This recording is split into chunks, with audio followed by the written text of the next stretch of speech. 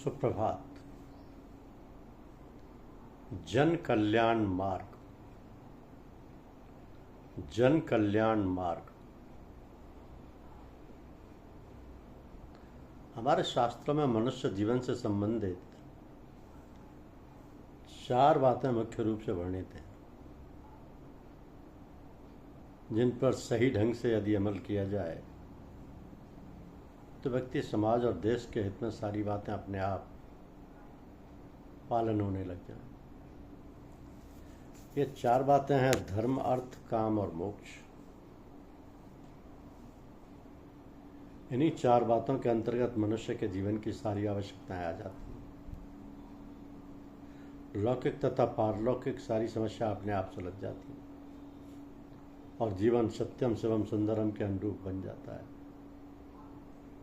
तो सर्वतोमुखी जन कल्याण मार्ग स्वतः उदय हो जाता है। धर्म की व्याख्या बहुत जटिल है, व्यापक है, किंतु एक हम यहाँ सीधा साधा अर्थ लेते हैं जिससे हम लौकिक और पारलौकिक की उन्नति कर सकें।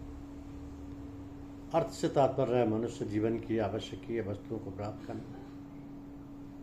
काम माने इच्छा के, और विशेष रूप से जो लोग व्यापक करते हैं वो विषय भोग अथवा संतान प्राप्ति हेतु कार्य है। चौथा मोक्ष, जिसके माने आवागमन के चक्र से छूटना। तो धर्म का स्थान पहला है, मोक्ष का स्थान अंतिम है, और अर्थ और काम बीच में है, जो कि धर्म और मोक्ष से घिरे हुए हैं। धार्मिक व्यवस्थाएं सिखाती हैं कि मनुष्य के शुद्ध आचरण और व्यवहार द्वारा अंतःकरण को पवित्र बनाए रखा जा सकता है। प्राणी मात्र से प्रेम और सद्भावनाएं बनाए रखना और इन सारी बातों को ध्यान रखते हुए अपने जीवन यापन की आवश्यकताएं पूरी करना। काम माने इच्छा, सभी प्रकार की इच्छाएं, विशेष रूप से संतान पैदा करना। तो संतान पैदा करने हेतु ही हम क्रीड़ा करें, अन्यथा हम ब्रह्मचर्य का पालन करें। तो बच्चे पैदा करना या कामनाएं करना, इन सब इच्छाओं का इस प्रकार व्यवस्थित रखें जिससे हमें या हमारे मोक्ष प्राप्ति में बाधक ना होकर उसमें सहायता मिले। धर्म और मोक्ष का ख्याल रखते हुए हम अर्थ और काम का उपार्जन, अर्जन और ग्रहण करें।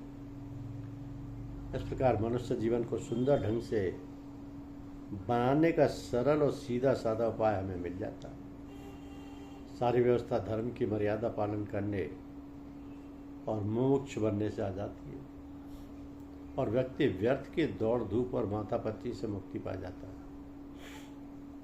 सो आजकल हमारा सबका जो जीवन है उच्छृंखल और अस्त व्यस्त, उसका मुख्य कारण तो बस यही है कि हमने धार्मिक भावनाओं को तिलांजलि दे दी है और जीवन का नैतिक स्तर घोर नारकीय बन गया है, जिससे मानवता का स्थान दानवता ने ले लिया।